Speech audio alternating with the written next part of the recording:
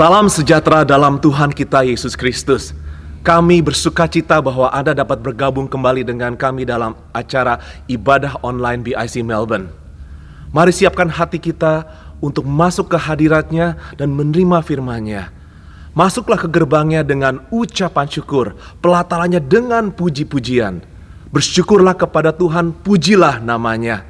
Nikmatilah hadiratnya. Tuhan memberkati.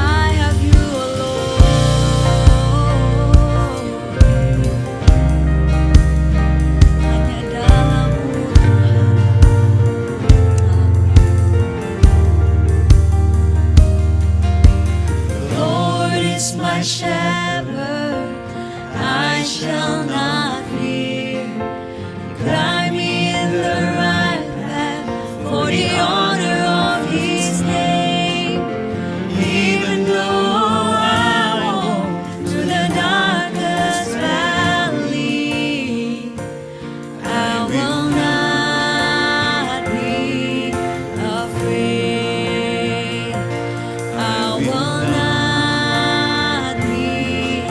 afraid.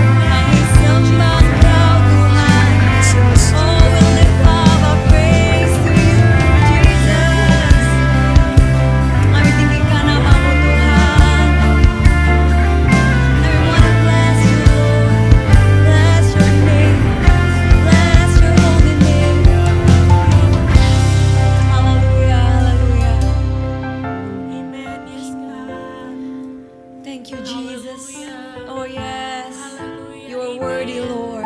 Amen. Yes, You're worthy, God. Bless the Lord, oh my soul, oh my soul. Worship His holy name. Sing like never before. Oh my soul, I worship Your holy name. The sun comes up, it's the new day dawning. It's time to sing Your song again. Whatever may pass and whatever lies before me, let me be singing when the evening comes. Bless the Lord, oh my soul, oh my soul. worship His holy. I worship You, sing like never before. Oh my soul, I worship Your holy name. You're rich in love and You're slow to anger. Your name is great and Your heart is kind. For all Your goodness I will keep on singing. 10,000 reasons for my heart to Bless the find. Lord, oh my soul. Bless the Lord, we bless Your name. Worship His holy. Hallelujah. Sing like never Thank You, Jesus. Oh my soul, I worship Your holy name. Bless the Lord, oh my soul, oh my soul. worship His We worship You, Jesus. Sing like never before. Oh my soul, I worship Your holy name. On that day when my strength is failing The end grows near, and my time has come, still my soul will sing Your praise unending. 10,000 years and then forevermore. Oh, bless the Lord, oh my soul, oh my soul. Worship His holy name. Sing like never before. Oh my soul, I worship Your holy name. Jesus, bless the Lord, oh my soul, oh my soul. worship His holy. We worship You. Sing like never before. Oh my soul, I worship Your holy name. Hallelujah. We give You praise, we give You praise. Tinggikan Kau Allah, Raja segala raja. Terima kasih Tuhan. Hallelujah, hallelujah. We worship You, Lord.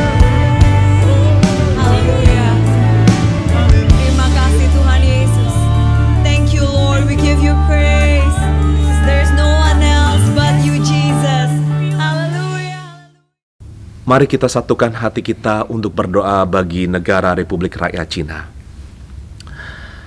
Bapa di surga, kami bersehati pada saat ini. Kami berdoa untuk negara Republik Rakyat Cina.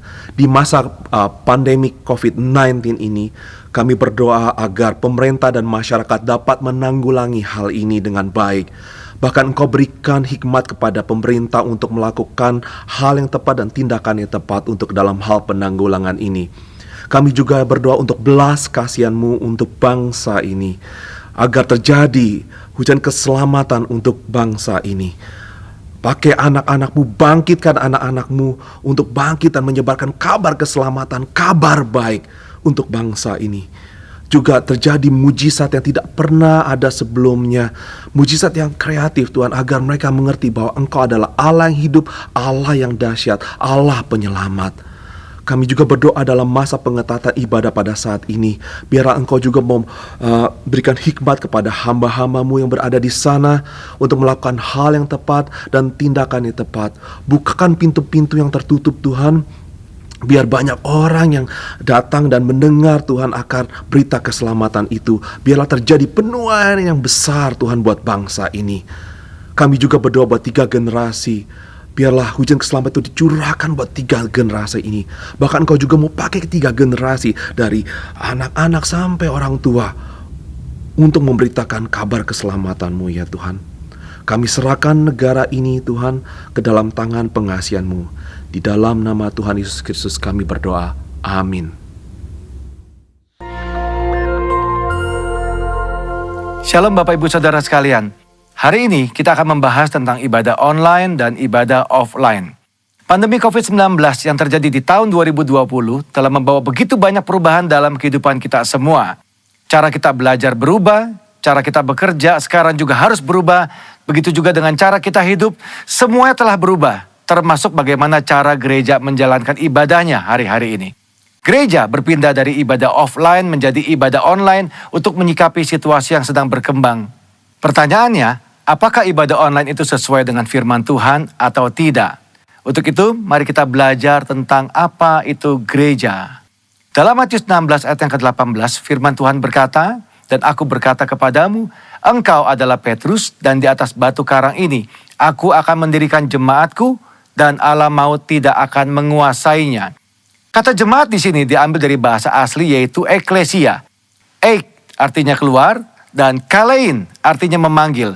Eklesia, Tuhan memanggil umatnya dari dalam dunia untuk masuk ke dalam kerajaan Allah.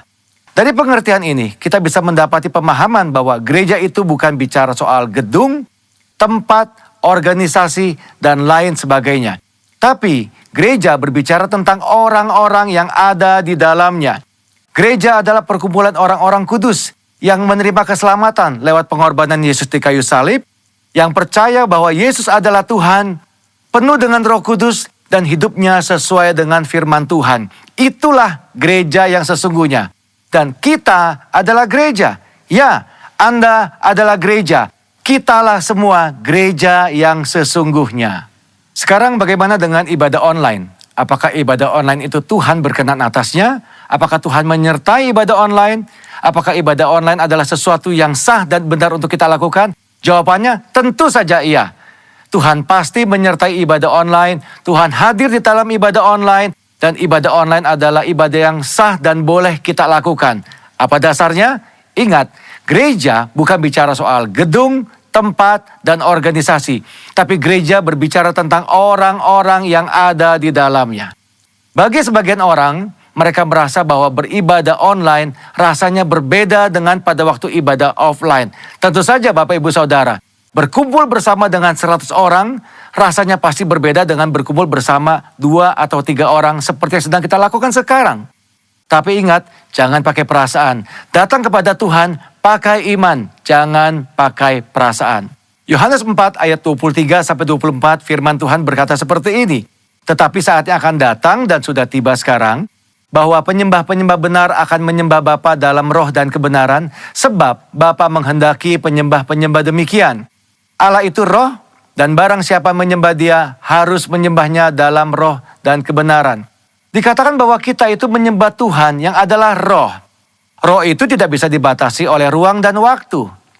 Artinya, ibadah kita juga seharusnya tidak dibatasi oleh ruang dan waktu. Kenapa? Karena Tuhan bisa datang kapanpun, dimanapun, dan dengan cara apapun. Tuhan adalah pribadi yang tidak bisa dibatasi oleh ruang, waktu, dan tempat. Begitu juga seharusnya dengan ibadah-ibadah kita. Apakah masih ingat peristiwa pencurahan Roh Kudus di zaman para rasul? Mereka tidak punya gedung yang bagus, mereka tidak berkumpul di tempat yang mewah, mereka tidak punya peralatan sound system seperti yang kita miliki sekarang. Tetapi lihat apa yang terjadi pada waktu mereka berkumpul bersama-sama sebagai sebuah gereja, unity di sana. Tuhan melepaskan, mencurahkan rohnya atas mereka semua. Yang paling penting adalah esensinya, bukan caranya. Ibadah secara online adalah cara untuk kita melakukan sesuatu dalam menyikapi situasi yang ada hari-hari ini. Tetapi yang tidak boleh berubah adalah esensi daripada ibadah itu sendiri. Apa esensi dari sebuah ibadah? Tuhanlah yang menjadi pusat dari semua yang kita lakukan pada waktu ibadah itu berlangsung. Cara bisa berubah, cara hari ini bisa berbeda dengan cara tahun yang akan datang. Tetapi esensi dalam sebuah ibadah tidak pernah boleh berubah. Selain daripada itu, apakah kita sadar bahwa lewat ibadah online, firman Tuhan itu tersebar lebih jauh dan lebih luas daripada yang pernah kita bayangkan sebelumnya. Dengan kata lain, ibadah secara online ini mempercepat penyebaran Injil, seperti yang diperintahkan dalam amanat agung. Sekarang kita akan membahas bagian terakhir. Apakah setelah pandemi ini berakhir, kita tidak perlu lagi datang ke gereja atau mengikuti ibadah offline seperti sebelumnya? Tentu saja tidak, Bapak Ibu Saudara sekalian. Ada 3 alasan kenapa kita tetap harus datang ke gereja berkumpul bersama-sama seperti yang kita lakukan di masa sebelumnya. Alasan yang pertama, 1, adalah atmosfer atau suasana ibadah. Yang kedua, tentang impartasi dan pengurapan kuasa Roh Kudus yang biasa dilakukan lewat penumpangan tangan. Ini sulit untuk dilakukan pada waktu ibadah secara online. Yang ketiga yang tidak kalah penting adalah tentang persekutuan bersama-sama. Ingat, gereja adalah perkumpulan orang-orang percaya.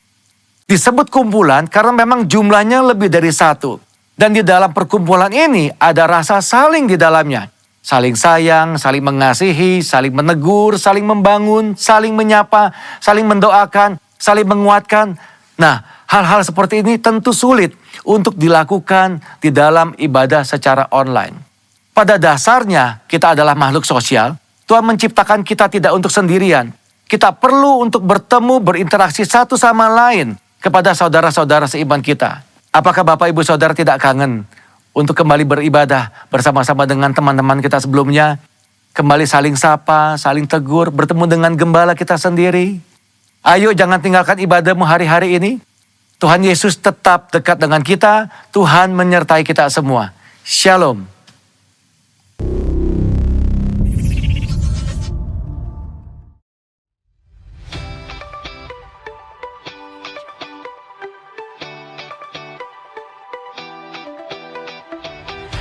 "180 Degrees and Next Gen would like to invite all youth and young adults to join our Zoom Winter Camp Regenerate on the 10th to the 11th of July 2020, featuring special guests Pastor Betty Handoyo, Pastor Dave Edgar, and Pastor Gary Morgan. Registration and more information can be found on BIC Next Gen Instagram page or contact Pastor Rudy. Grab a friend and come along. Be alert, it's a wake-up call." You can register by scanning the QR code on the screen.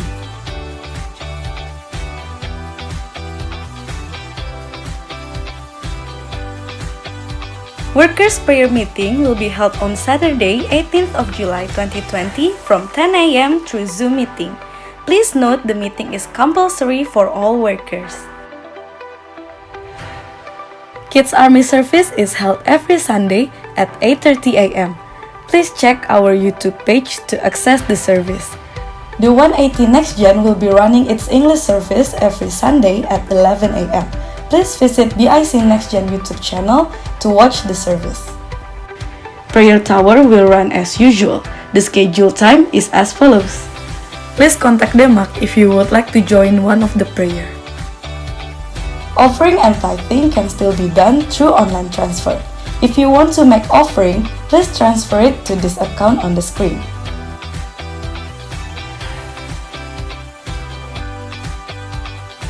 You can also make offering through Tithely by scanning the QR code on the screen.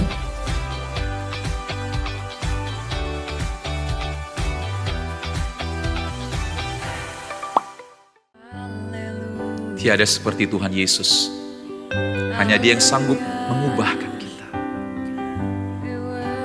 Terima kasih Tuhan.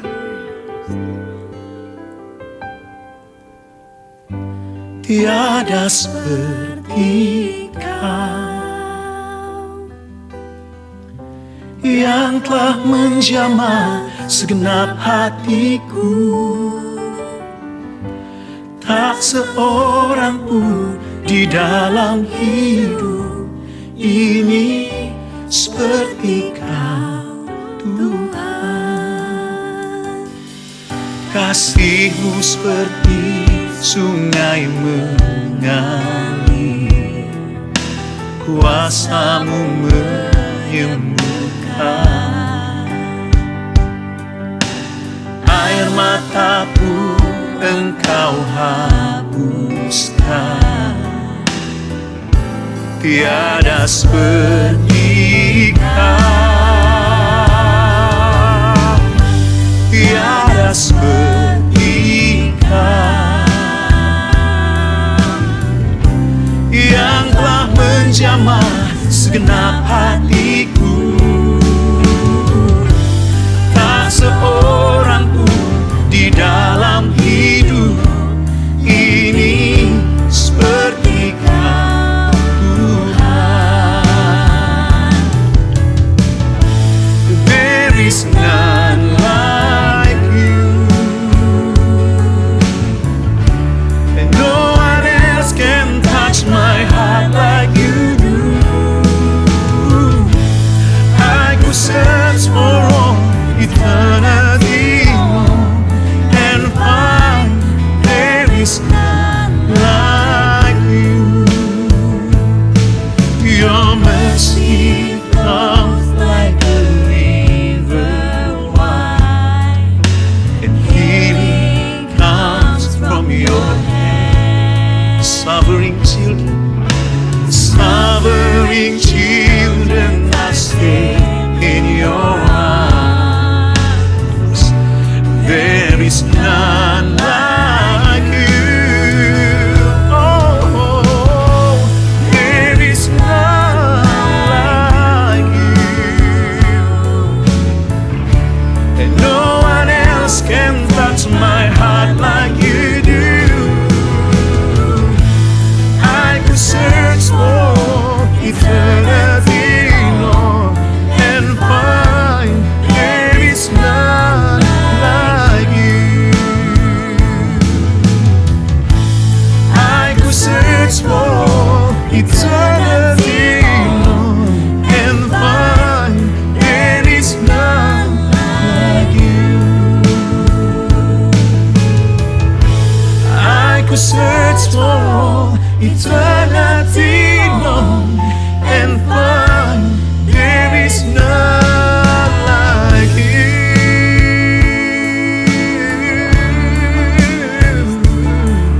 Tiada yang seperti Kau, Yesus Tuhan.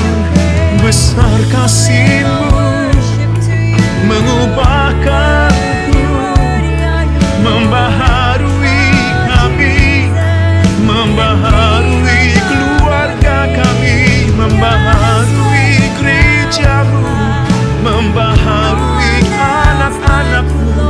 Renew us, Lord, renew our family, oh Lord God.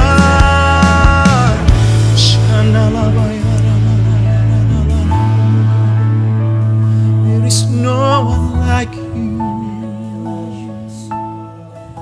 Shalom dan selamat berjumpa Bapak Ibu Saudara sekalian yang dikasihi Tuhan. Tema yang akan saya sampaikan hari ini adalah tentang keluarga, tentang family. Are you happy with your family? Sebuah pertanyaan. Ya.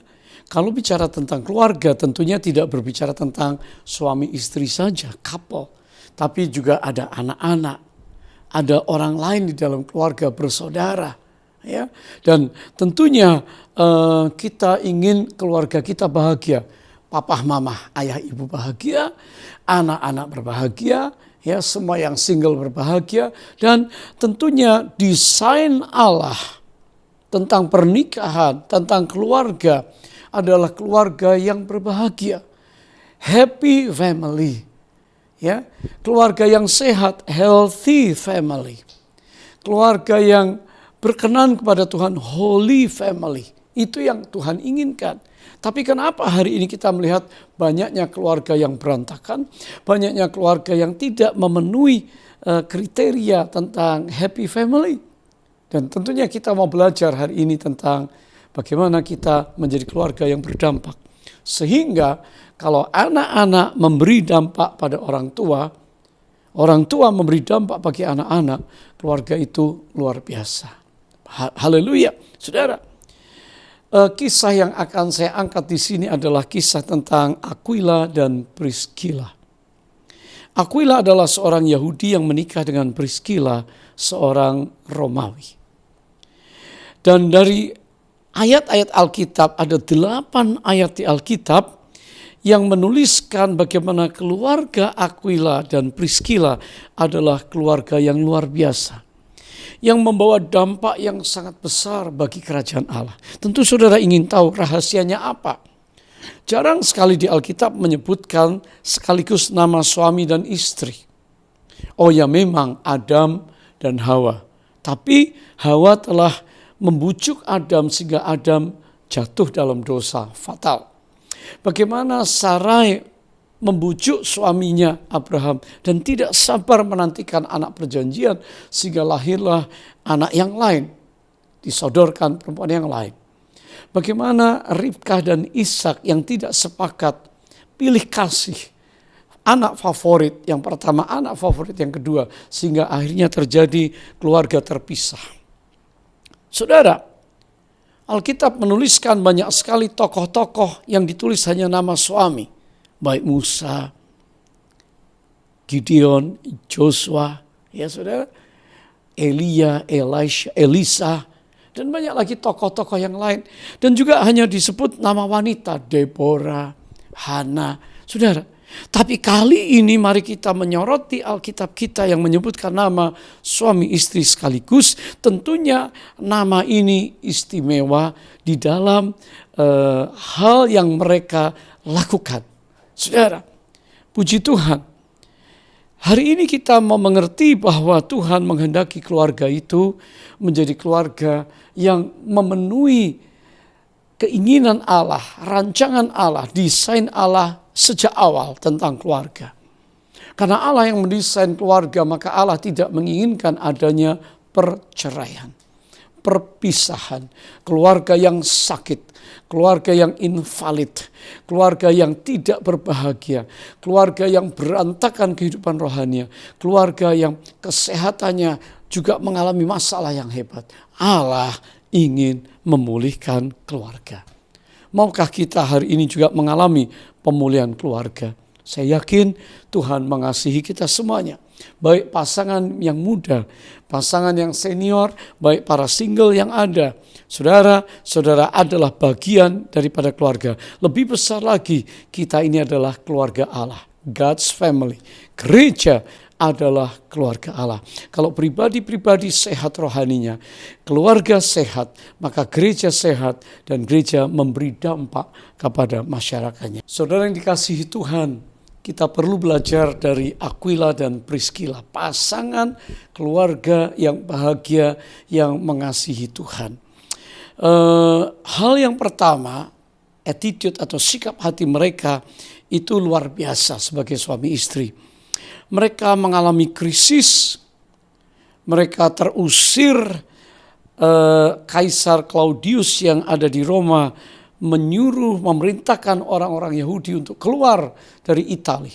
Dan mereka kembali ke Asia Kecil, ke Korintus. Ya, Kisah Rasul 18 ayat pertama sampai ketiga dikatakan Paulus meninggalkan Athena lalu pergi ke Korintus. Di Korintus ia berjumpa dengan seorang Yahudi bernama Aquila yang berasal dari Pontus. Ia baru datang dari Italia dengan Priscilla istrinya, karena Kaisar Claudius telah memerintahkan supaya semua orang Yahudi meninggalkan Roma. Paulus singgah ke rumah mereka. Saudara, hal yang pertama yang kita perlu melihat dari mereka adalah rukun sehati, ya, bahkan tekun di masa krisis. Kenapa krisis? Orang yang terusir dari satu tempat adalah orang yang mengalami krisis, meninggalkan sanak famili, keluarga, sahabat, pekerjaan yang sudah stabil, dan mereka harus pergi ke sebuah tempat yang baru. Tapi mereka rupanya orang-orang yang tekun, sehingga mereka juga diberkati, mereka punya rumah, dan Paulus singgah di rumah mereka. Rukun dan sehati bicara tentang unity. Kitab Pengkhotbah pasal 4 jelas berkata, tali 3 lembar tidak mudah diputuskan. Suami, istri, dan Tuhan, ya, perekat, pengikat yang kuat. Dua orang bersepakat minta apa saja dalam doa, Tuhan menjawab. Jadi ada power of unity, the power of unity. Kekuatan kuasa daripada kesehatian, saudara. Nah, kita perlu mengerti tentang kesatuan spiritual. Hari ini saya berdoa di masa COVID, suami istri itu banyak satu hati, sepakat di dalam hal-hal rohani, dalam pembacaan firman, dalam mengartikan firman, dalam mendengar firman, mempraktekkan firman, spiritual oneness. Bukan itu saja, keluarga yang bahagia adalah keluarga yang menyatukan masa lalunya, historical oneness. Jadi nggak lagi lihat latar belakang, sukunya, ekonominya, pendidikannya, tapi sudah disatukan oleh Tuhan, membangun sebuah history sejarah yang baru. Yang ketiga, bukan saja spiritual dan historical oneness, tetapi ada emotional oneness. Cara pikir, perasaannya. Jadi keduanya menjadi seimbang, sama-sama bersehati, saudara. Secara kejiwaan mereka menghayati pernikahan, nangis sama-sama, sukacita sama-sama. Wah, ini luar biasa. Dan juga keluarga yang sehat adalah keluarga yang memiliki kesatuan fisik. Dua disatukan. Laki-laki tinggalkan ayah, ibunya bersatu dengan istrinya, dan keduanya menjadi satu daging. Allah memberkati. Ini disebut dengan physical oneness.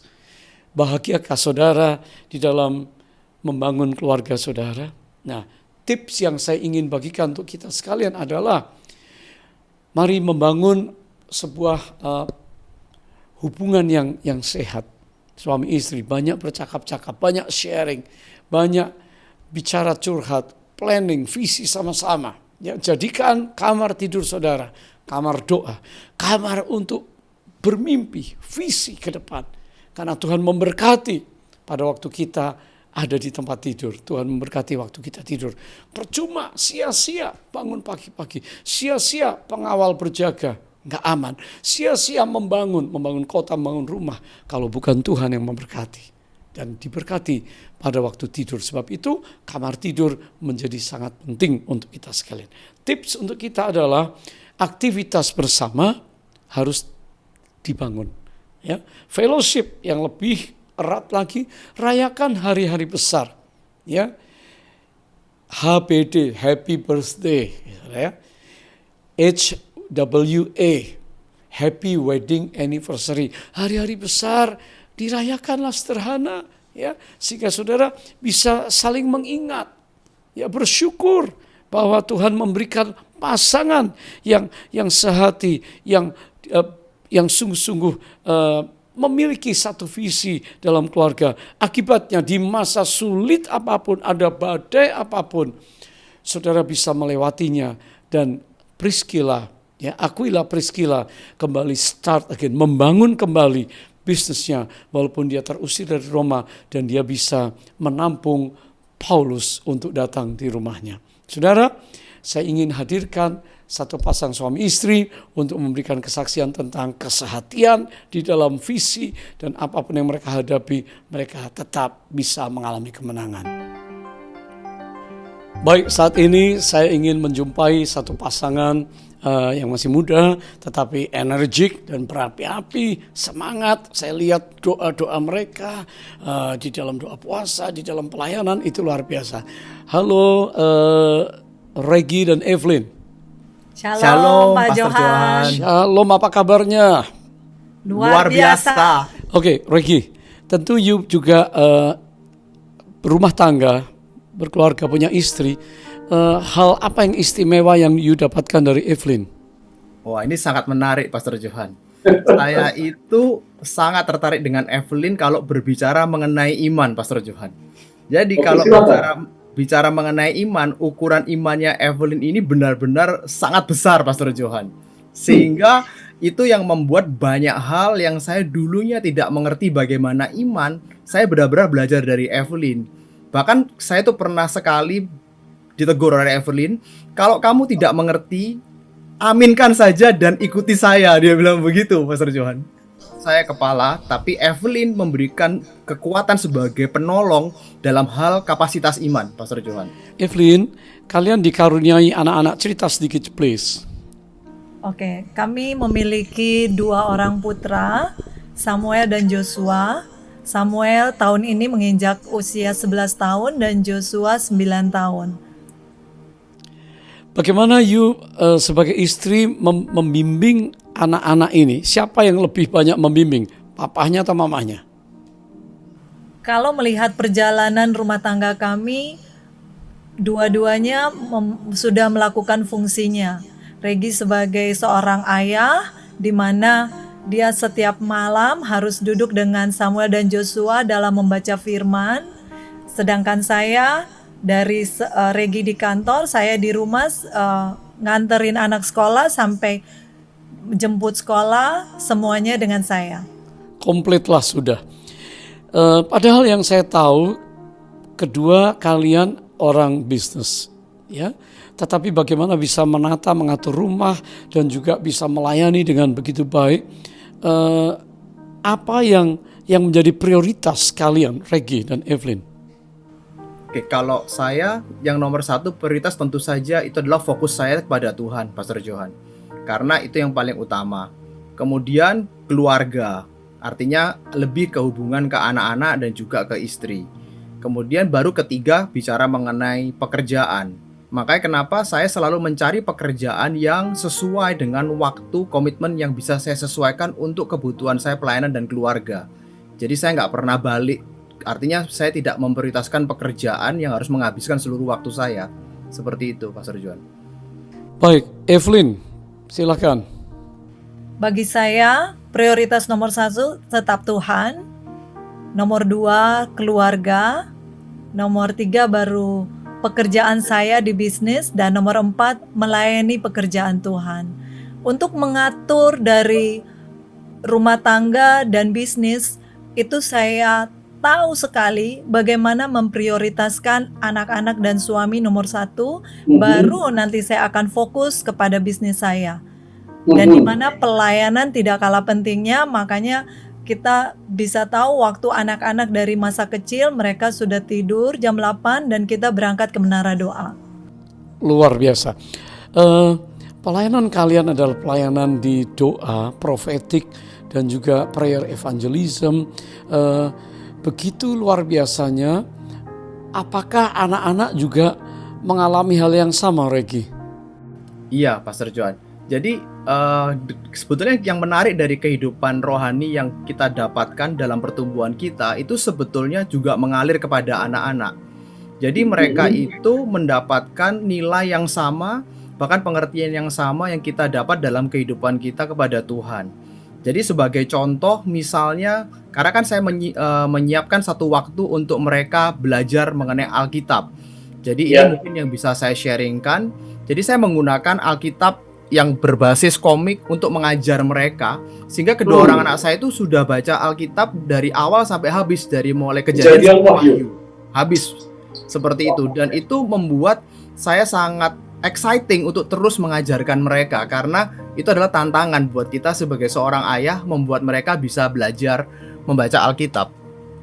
Samuel itu dilahirkan karena dia dilahirkan prematur, maka kita mendapatkan kondisi yang baru diketahui pada saat dia usia 2 tahun, itu ada semacam yang dikatakan sebagai delay. Nah, kalau boleh dikatakan secara medikal mereka mengatakannya sebagai high function autism. Dan kita baru mengetahuinya pada saat dia berusia 2 tahun. Dan disitulah saya mengalami goncangan yang besar karena shock mengetahui keadaan Samuel seperti itu. Tetapi itu tidak membuat saya menjadi lemah karena saya beruntung memiliki Evelyn sebagai seorang istri yang penolong yang kuat, sehingga kita bisa menyelesaikan tantangan ini bersama-sama dan Tuhan menunjukkan jalan yang luar biasa, bahkan sampai kita mendapatkan sekolah, bahkan terapi yang dibutuhkan oleh Samuel sampai dengan hari ini. Wah, berarti kalian di dalam hidup ini juga mengalami sebuah pergumulan ya. Dan ada banyak keluarga juga yang pergumulannya mungkin anaknya nggak yang perlu special need ya, yang khusus, tetapi ekstrim yang lain. Kenakalannya, gamingnya, lalu rebel, lalu tidak gampang taat untuk baca Alkitab, untuk ibadah. Apakah ada pesan yang khusus untuk para bapak nih? Regi silakan. Lalu pesan yang khusus, karena dari kesaksian kalian berdua, maka Evelyn juga berperan sekali di dalam pendidikan dan juga pembinaan rohani untuk anak-anak. Silakan Regi dan Evelyn sharing tentang hal ini, supaya banyak keluarga, pria, wanita, bapak, ibu, mengalami juga berkat Tuhan yang spesifik. Kalau untuk seorang bapak yang bisa saya sharingkan, terutama karena saya memiliki 2 orang anak laki-laki. Jadi anak laki-laki ini benar-benar mengikuti contoh dari bapaknya. Oleh karena itu, saya belajar satu hal yang sangat luar biasa. Jadi teladan seorang bapak itu benar-benar akan diikuti seorang anak laki-laki. Jadi kalau misalnya seorang bapak itu menyukai misalnya baca Alkitab dan baca bersama, mereka akan ikut. Tetapi kalau misalnya seandainya saya melakukan kondisi hobi saya yang lama dulu sebelum saya lahir baru, misalnya saya suka main game, saya yakin kedua orang anak saya akan ikut main game. Dan itu yang benar-benar saya tanamkan dalam pengendalian diri saya, bahwa saya harus melakukan yang baik, benar-benar hidup baik, maka anak saya keadaannya akan baik-baik. Luar biasa. Evelyn, untuk para wanita silakan yang struggle. Pesan saya sebagai istri, sebagai ibu, untuk semua para ibu yang memiliki struggle, percaya Allah, apa yang dikatakan firman di dalam Mazmur 139, bahwa setiap kita sudah mempunyai destiny, book of destiny, yaitu anak-anak kita pun Allah mempunyai rencana. Oleh karena kita mengerti firman, kita jangan berhenti berharap anak kita pasti bisa berubah.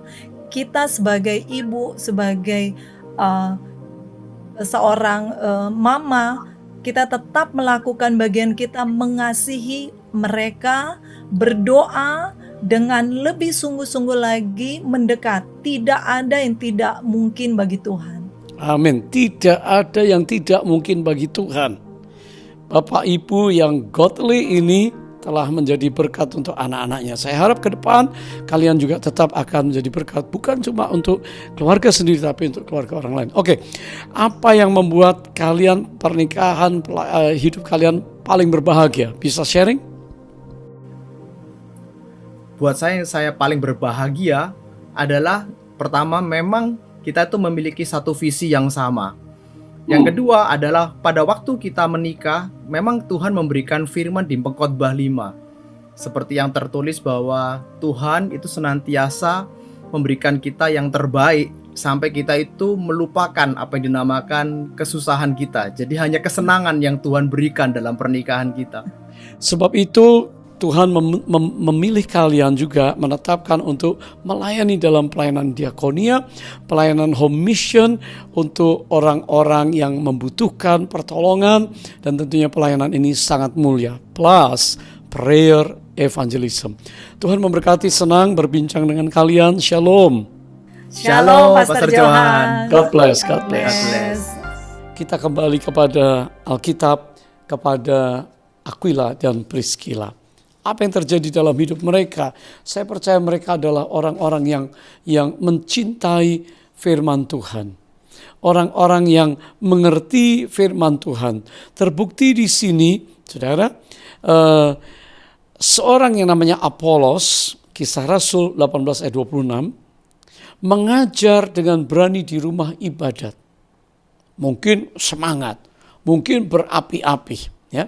Tetapi setelah Priskila dan Aquila mendengarnya tentang Apolos berkhotbah, mereka membawa dia ke rumah mereka dan dengan teliti menjelaskan kepadanya tentang jalan Allah. Bagaimana firman bisa dipraktekkan di dalam jalan kebenaran Allah. Jadi kita tidak hanya menjadi orang yang on fire, semangat, ya, tetapi kita perlu mengerti bagaimana mengaplikasikan firman Tuhan di dalam keseharian kita. Nah, Aquila dan Priskila ternyata adalah orang yang luar biasa, pasangan yang luar biasa. Selain mereka bersehati, ya, tekun, dan mendedikasikan hidup mereka bagi Tuhan, mereka ngerti betul tentang firman Tuhan, penuh firman, dan melayani orang lain, mengarahkan orang lain ke jalan Tuhan. Saudara, Aquila dan Priskila mengajar Apolos dengan teliti akan firman Tuhan. Bisakah hari-hari ini saudara yang sudah lahir baru, yang sudah dibaptis, bisakah di masa-masa ini kita mengisi hidup kita dengan firman Tuhan dan mengaplikasikan dalam keseharian kita di dunia kerja, di dunia pendidikan, keluarga, anak-anak saudara? Bagaimana saudara firman yang logos menjadi rema, dihayati, dipraktekkan. Akibatnya kita telah menjadi garam dan terang. Orang melihat dampak, orang diubahkan hidupnya oleh karena kita. Dan ini yang dilakukan oleh Aquila dan Priskila.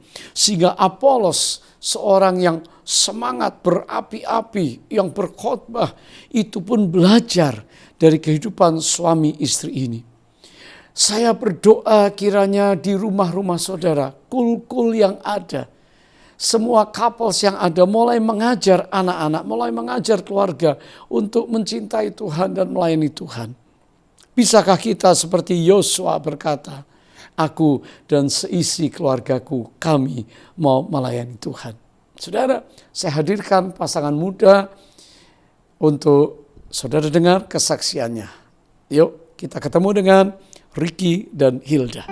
Halo, apa kabar? Luar biasa baik. Ya, baik. Selama masa COVID ini bagaimana kesibukan kalian? Sangat sibuk, kita kerja dari rumah ya.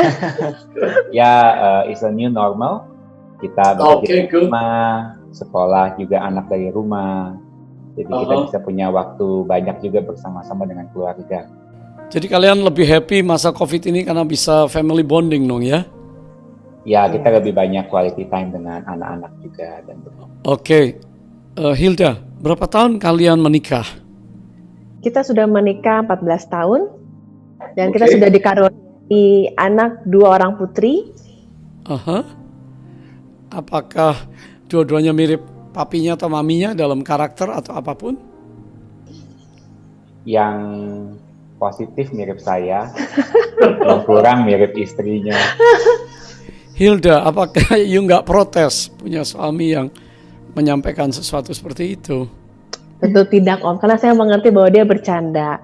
Karena di balik semua itu pasti dia bermaksud untuk memuji. Sebenarnya yang baik itu saya. Oke, ini pasangan muda yang luar biasa. Dua-dua juga cinta Tuhan, dua-dua melayani Tuhan. Dan bagaimana dalam mendidik anak? Porsi-porsi apa yang kalian berikan? Silakan, Hilda.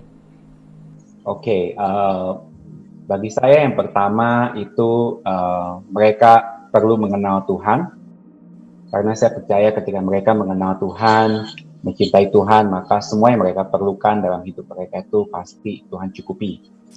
Ya, jadi saya rasa itu yang pertama. Yang kedua tentu secara karakter, mereka juga perlu untuk memiliki karakter yang baik dan kita juga mengajarkan tentang mencintai sesama supaya mereka hidup ini jadi berkat buat banyak orang.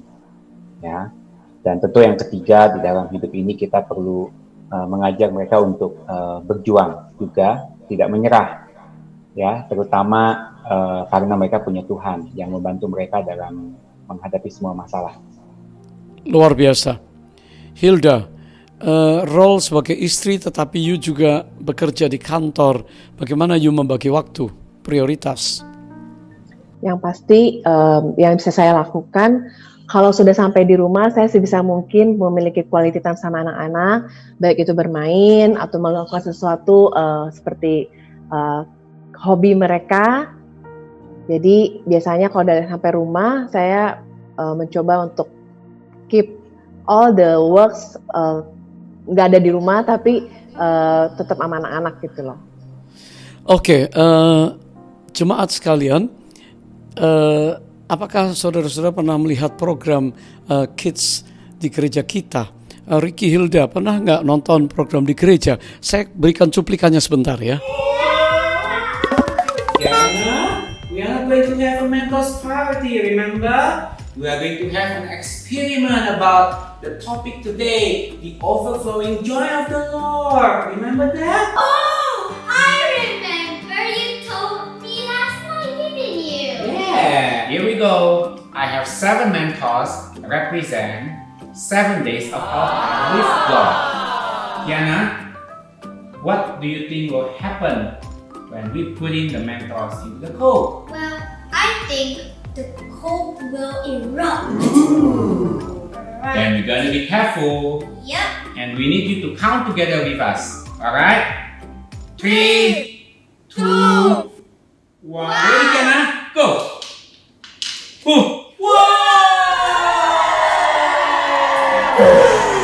That was so cool. So now you know how the overflowing joy of the Lord looks like.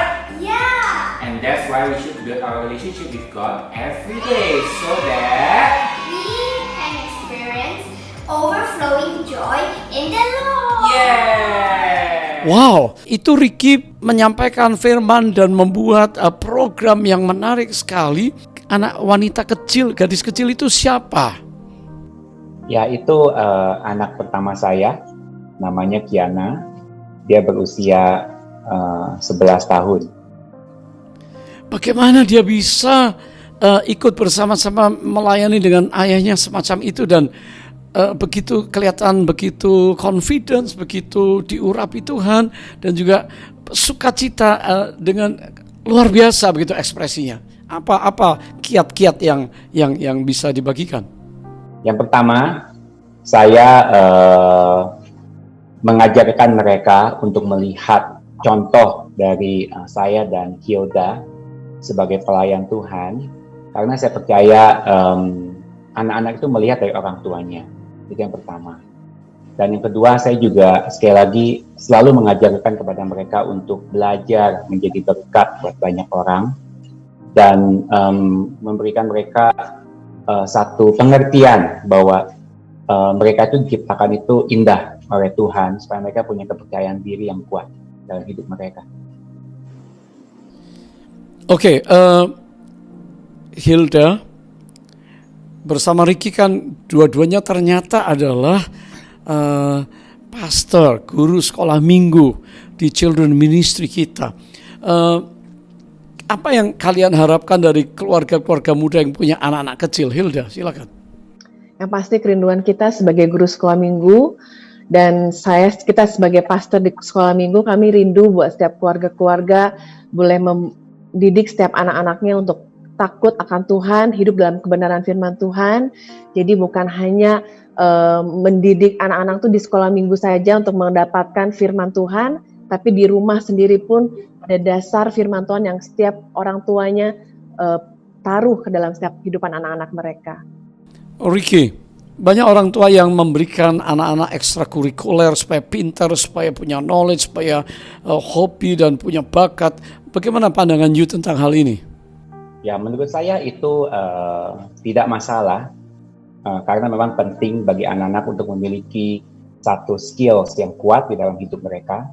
Tetapi lebih daripada itu, kita tidak bisa melupakan prioritas untuk membangun mesbah keluarga, mengajar anak-anak di dalam firman.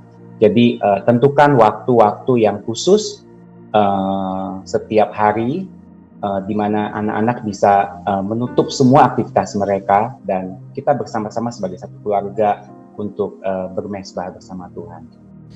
Oke, prioritas adalah sekeluarga untuk sama-sama mendalami, mengenal, dan anak-anak supaya nanti tumbuh bisa juga melayani Tuhan sama-sama. Dan kalian telah membuktikan bahwa apa yang Yosua katakan, as for me and my house, we will serve the Lord. Betul ya? Dan tentunya saya senang melihat bagaimana pastor di Kids Ministry begitu kreatif dan bersama istri, bersama anak-anak, semuanya melayani Tuhan. Dan itu doa kita, kalian diberkati dan dipakai Tuhan lebih lagi. Tuhan memberkati, shalom. Shalom, Tuhan memberkati semuanya. Luar biasa, Ricky dan Hilda. Bukannya nggak ada tantangan, bukannya nggak sulit sebagai pasangan muda yang menghadapi pekerjaan, pelayanan yang luar biasa, tanggung jawab yang besar, tapi juga anak-anaknya ikut melayani. Saya berdoa anak-anak saudara sekeluarga saudara mulai belajar melayani Tuhan bersama-sama. Oh, itu happy family. Yang ketiga, Aquila dan Priscilla adalah orang yang memberi dampak kepada orang lain. Great helper and great blessings to many. Seorang yang generous, seorang yang murah hati. Dikatakan di dalam firman Tuhan, pada waktu mereka ada di Korintus setelah hijrah dari Roma, dikatakan Paulus datang dan singgah di rumah mereka. Dikatakan ayat 3 dalam Kisah Rasul pasal 18, karena mereka melakukan pekerjaan yang sama, maka Paulus tinggal bersama-sama dengan mereka. Mereka bekerja bersama-sama karena mereka bersama-sama tukang kemah, tent maker, pembuat kemah. Pelayanan, pekerjaan, properti, membangun rumah-rumah sekarang, ya. Mereka membangun ya kehidupan bisnis. Paulus tidak bergantung kepada pelayanannya, tetapi dia pun pada waktu itu membiayai pelayanannya karena dia juga seorang profesional yang bisa bekerja. Aquila, Priscilla sibuk bisnis, membangun, bikin kemah, bikin tenda, dijual. Mungkin banyak customernya, tetapi kita lihat bagaimana mereka di dalam Kisah Rasul 18 ayat 18-19 dikatakan Paulus tinggal beberapa hari lagi di Korintus. Lalu ia minta diri kepada saudara-saudara dan berlayar ke Syria. Ya, sesudah ia mencukur rambutnya di Kenkrea karena ia telah bernasar, potong rambut nasar. Priscilla dan Aquila menyertai dia. Saudara, ini luar biasa. Aquila, Priscilla ikut dalam pelayanan. Bisnis dan melayani. Ini sebuah paradigma baru. Hari ini tentunya semua saudara yang awam, yang masih bekerja, tidak terhalang untuk melayani. Waktu prioritas kita ada, kapan kita menginvestasi hidup kita supaya orang lain diberkati, ini sangat penting. Dikatakan saudara, Paulus pergi melayani di Efesus, Priscilla, Aquila ikut juga bersama mereka. Dan tentunya kita melihat bagaimana surat Paulus di dalam surat Roma, ya, dia berkata pada waktu itu, sampaikanlah salam kepada Priscilla dan Aquila, teman-teman sekerjaku dalam Kristus Yesus. Hasil jemaat-jemaat yang ada di Roma, yang berkaitan dengan Priscilla, Aquila, Paulus juga kirim salam. Paulus berkata, dia sampaikan sesuatu yang istimewa. Mereka, Aquila, Priscilla, mereka telah mempertaruhkan nyawanya untuk hidupku. Kepada mereka, bukan aku saja yang berterima kasih, tetapi juga semua jemaat bukan Yahudi. Ya, saudara, tentunya di sini kita melihat bagaimana Aquila dan Priscilla hidupnya telah menjadi berkat untuk banyak orang. Kepada non-Jewish people yang respect kepada ministry Aquila dan Priscilla, maka semua orang mengakui tentang pelayanan mereka. Saudara, di dalam melayani Tuhan kita tidak mungkin menjadi orang yang nomor satu ke lapangan, full timer, tetapi saudara bisa mensupport, mendukung pekerjaan Tuhan, pelayanan pekerjaan Tuhan. Dan saya yakin Aquila, Priscilla adalah penolong yang besar dan juga telah menjadi berkat yang besar, bukan saja kepada Paulus, tetapi juga kepada jemaat-jemaat yang lain yang bukan orang Yahudi. Jadi mixed marriage ini luar biasa. Bisakah hari ini saudara seorang muda, single, atau seorang single parents, seorang ibu, seorang ayah, atau suami istri, tetap melayani, membuka rumah, menyokong, menopang, berdoa, ikut dalam semua kegiatan pelayanan, diutus melayani, ikut sama-sama untuk apa? Supaya banyak orang diberkati. Saya ingin menghadirkan seorang muda, seorang dokter, spesialis estetika, tapi cinta Tuhan, berkhotbah, melayani, generous sama Tuhan, ya, dan tentunya ada kesaksian yang luar biasa bagaimana keluarganya diselamatkan. Haleluya, Dr. Subin Medora. Shalom. Shalom, Pak Jo. Subin, saya percaya you tinggal bersama family dan happy family. Kapan you mulai born again, lahir baru? Secara sungguh-sungguh born again itu tahun 2009.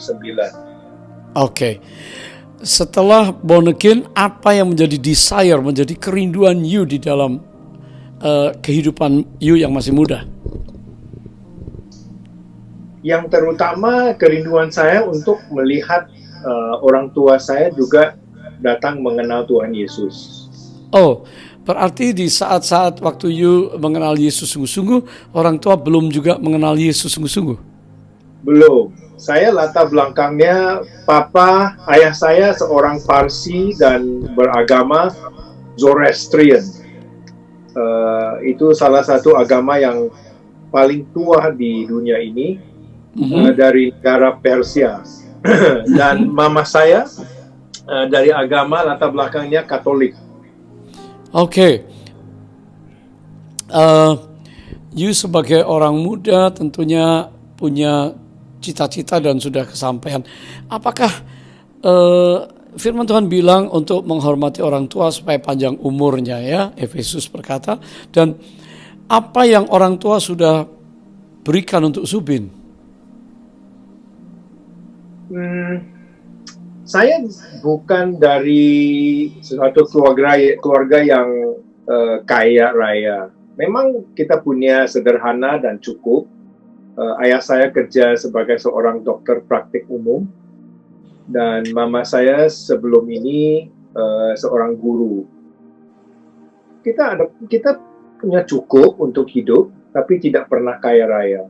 Dan saya bercita-cita mau menjadi seorang dokter kayak ayah saya.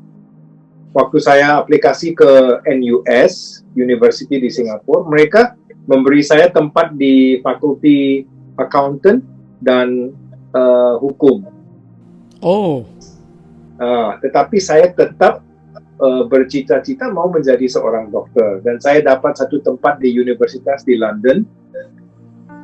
Dan ayah saya memberitahu saya waktu itu bahwa mereka tidak sanggup untuk kirim saya untuk kuliah di London karena terlalu mahal. So saya melaksanakan wajib militer dulu, dan puji Tuhan setelah udah selesai wajib militer, kurs untuk British Pound dengan Singapore itu turun. Dan ayah juga bilang dia sudah kumpulin uang dalam waktu 2,5 tahun itu. Dan mereka akan kirim saya ke London untuk kuliah sebagai seorang medical student. Now, bedanya dengan teman-teman saya yang punya ayah dan mama yang kaya raya adalah mama dan papa saya itu memberi saya kesempatan untuk belajar kedokteran dengan kondisi mereka yang sedikit bergumul secara perekonomian, secara uang, dan memberi saya kesempatan dan memberi saya edukasi yang paling bagus. God did the rest. Tuhan memberi saya otak, memberi saya kebijaksanaan, kerajinan, ketekunan, disiplin.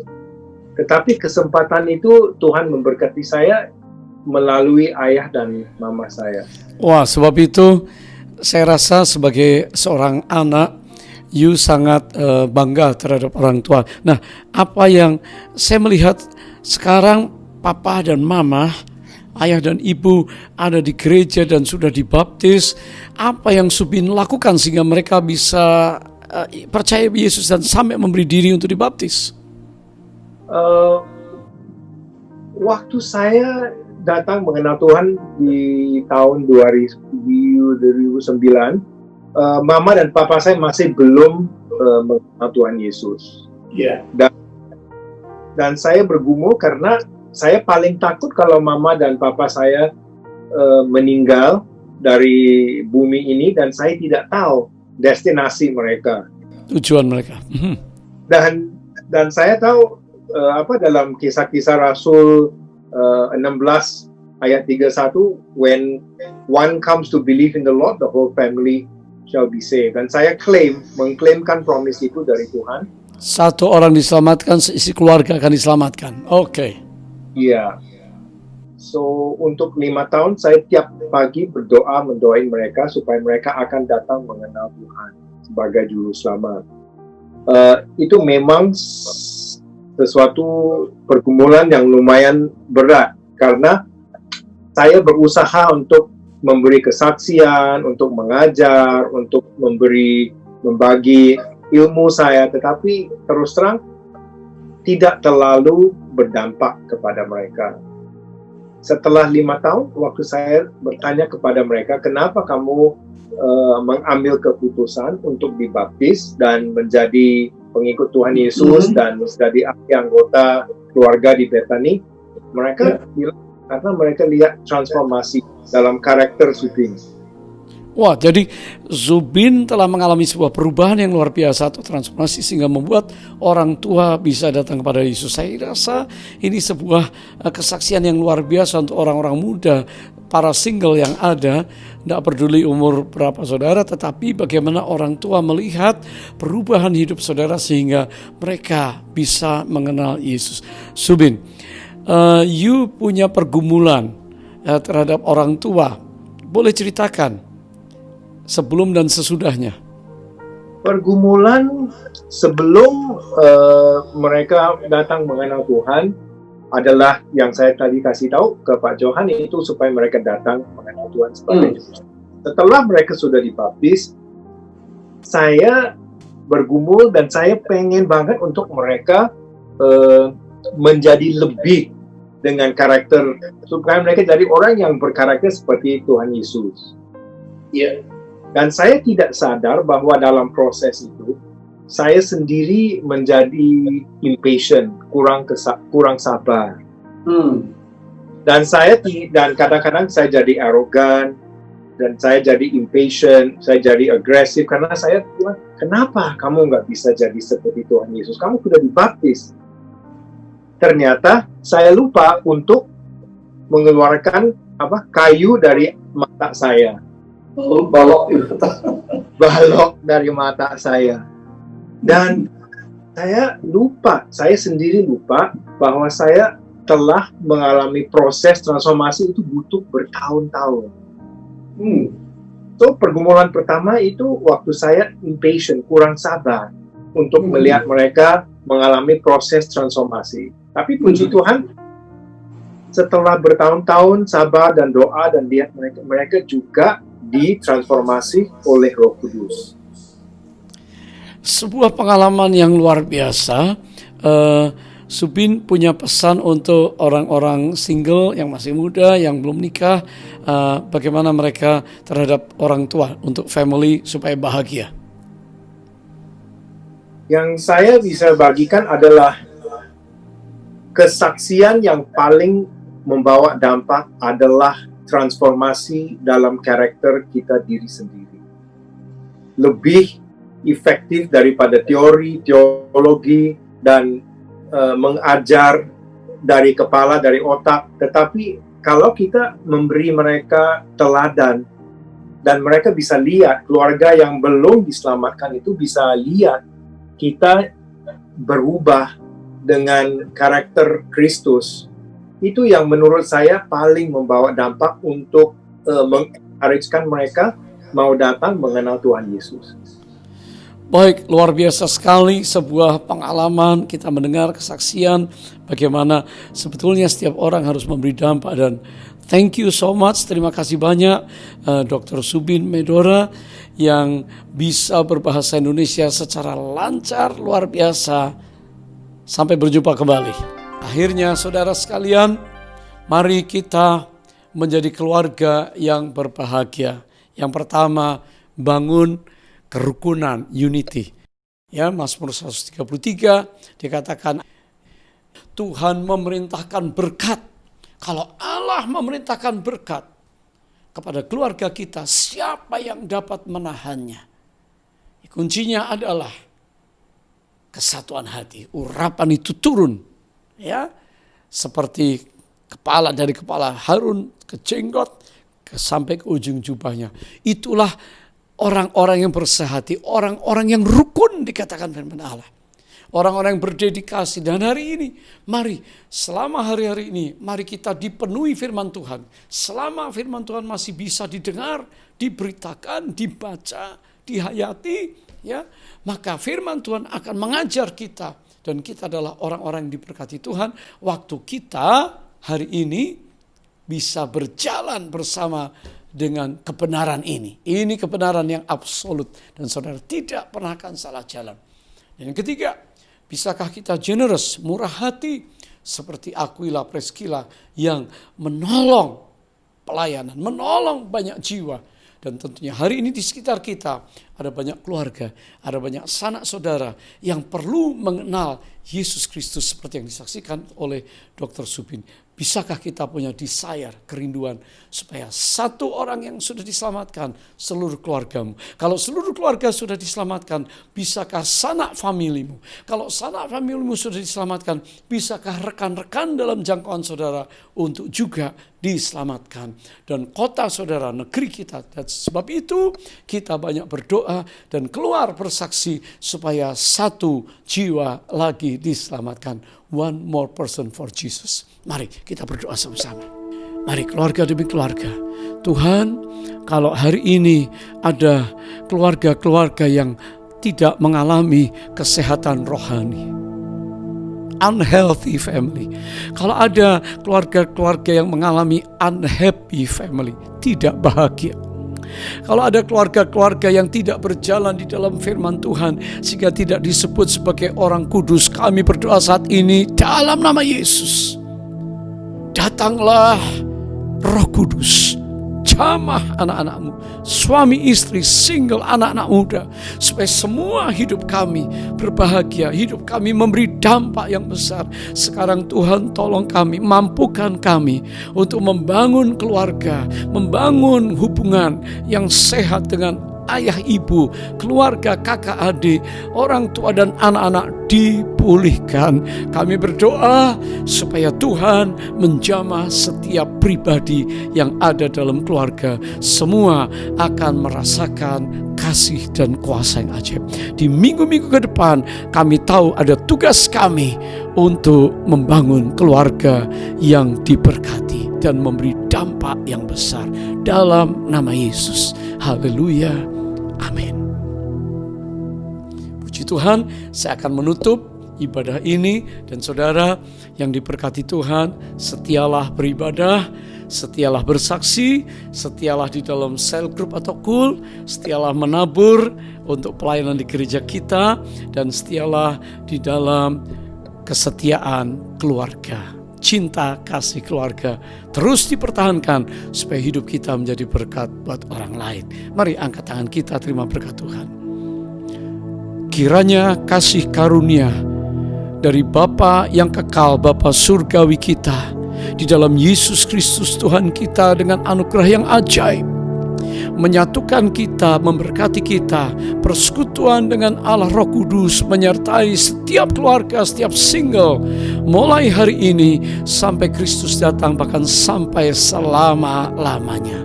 Semua yang percaya diberkati katakan, Maranatha, datanglah ya Tuhan Yesus, kami merindukanmu. Semua kita katakan, amin.